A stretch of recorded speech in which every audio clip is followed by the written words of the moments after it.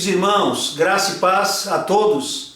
Estamos mais uma vez juntos para a glória de Deus neste momento da palavra. E hoje eu estou aqui diante de Atos, capítulo 16, onde o texto fala sobre Paulo e Silas na prisão.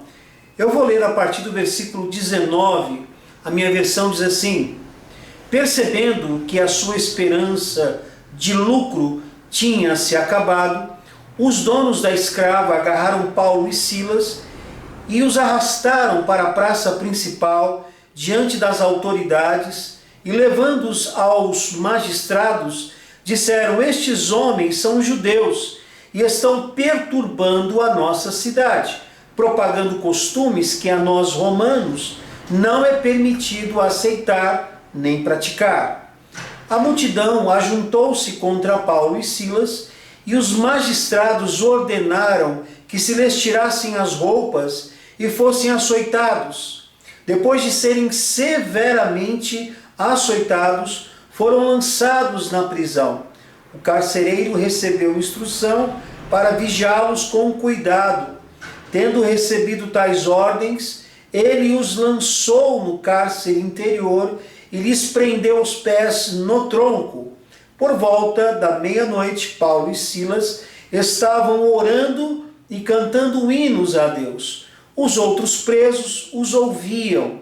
De repente houve um terremoto tão violento que os alicerces da prisão foram abalados. Imediatamente todas as portas se abriram e as correntes de todos se soltaram.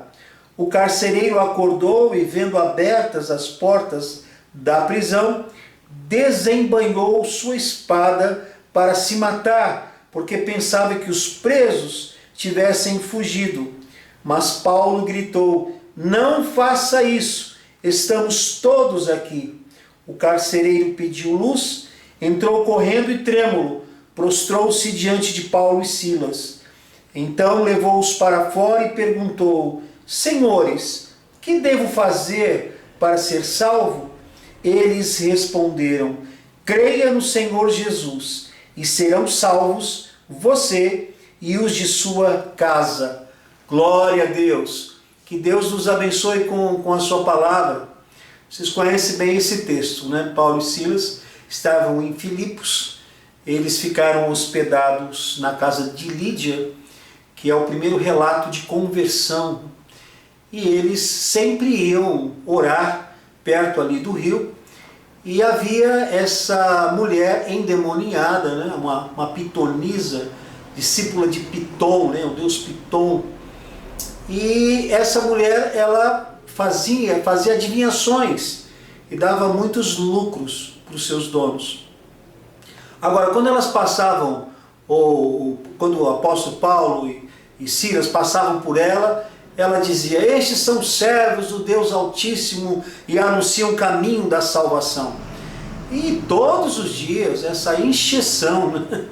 E Paulo, ele não se conteve. Chegou no momento que ele repreendeu aquele espírito e expulsou aquele demônio daquela mulher.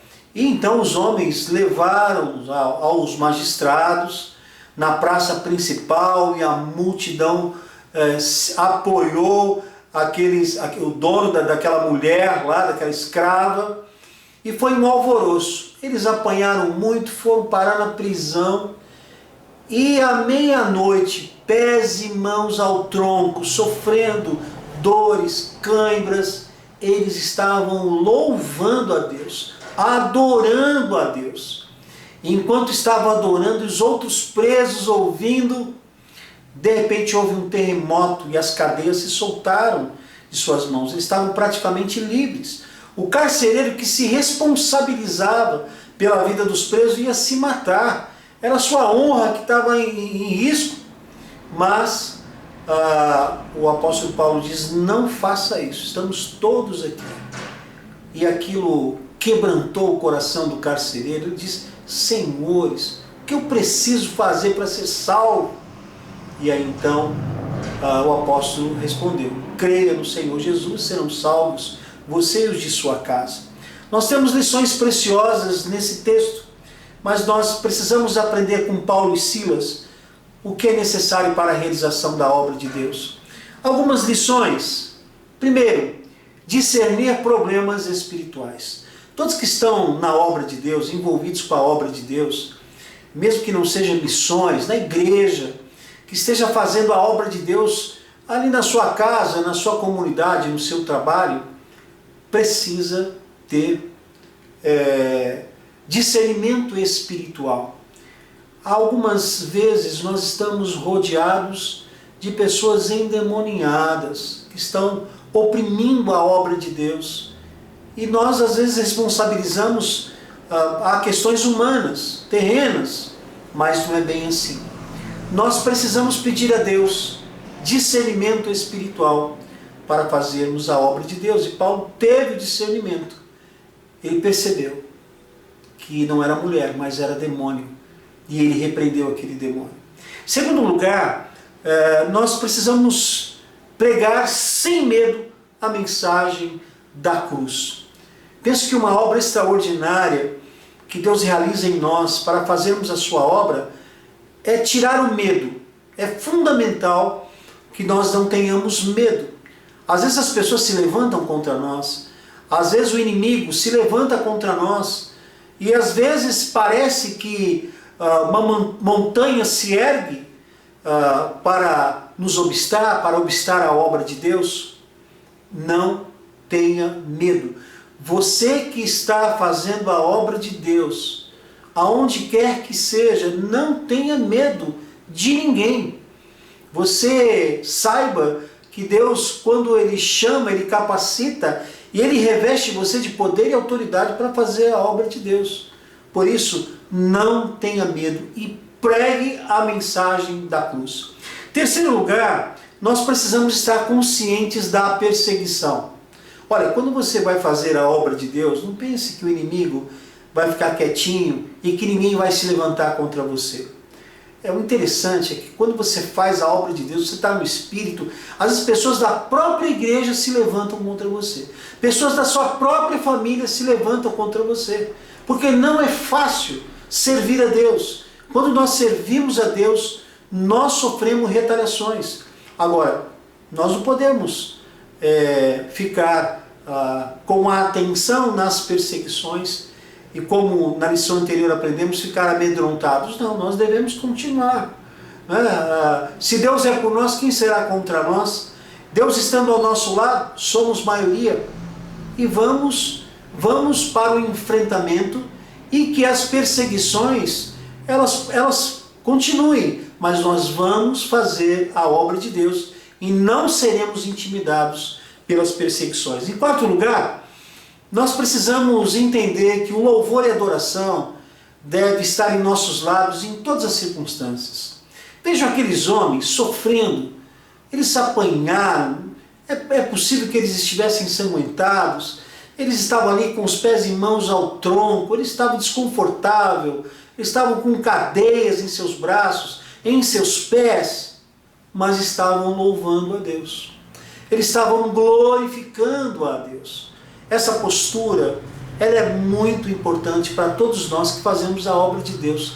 Não importa a opressão, não importa o sofrimento, a contrariedade, o vale, o deserto, o cálice amargo, não importa.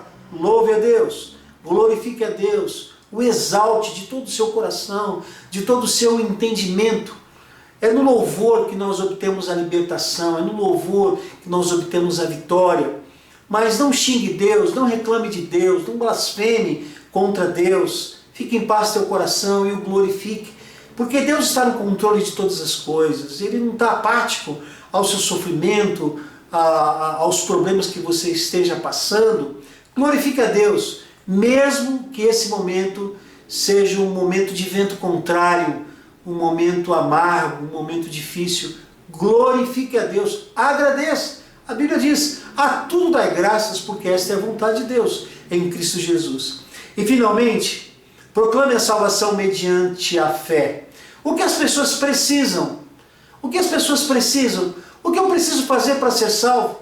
A resposta vem na ponta da língua. Creia no Senhor Jesus, serão salvos você e os de sua casa.